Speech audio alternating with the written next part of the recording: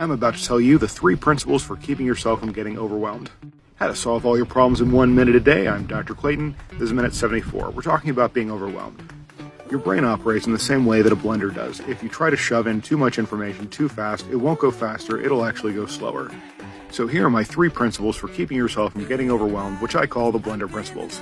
Number 1, if you're blending food and it starts to slow down or make a noise, you don't keep going or shove it in faster, you stop. So the first principle is awareness. If you are reading or studying or thinking about something or whatever you're doing and you start to feel overwhelmed, be aware of that and stop. The easiest time to prevent yourself from being overwhelmed is right when it's starting. Back up from the thought and think from another direction. Remember, efficient is the most comfortable. Principle 2 is organization. If you get a new task that you're not currently ready for, stop, reorganize what you're doing and the new thing so that it still goes in the most efficient way. Principle 3 is complexity. How do you eat an elephant? 1 bite at a time. Just as shoving in an entire cantaloupe into a blender would be problematic, but cutting it into chunks and putting them in would be quite easy, so many tasks in life are much easier when they're broken down into less complex chunks. Every single task in the world, no matter how complex, is really just a series of simple steps.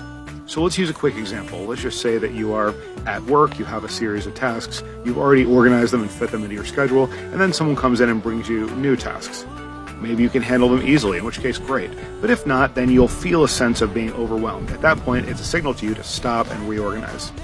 Organize all the tasks you have to do, including the new ones, into a series of easily organizable steps, and possibly break down steps if some of them were too complex. Remember, other people don't really care if steps are too complex for you. It's up to you and only you to break them down into a way that's most efficient and comfortable for you. These principles can be applied to any task. You never have to be overwhelmed again. Tomorrow I'm going to be talking about studying and learning efficiently, so follow me to find out more.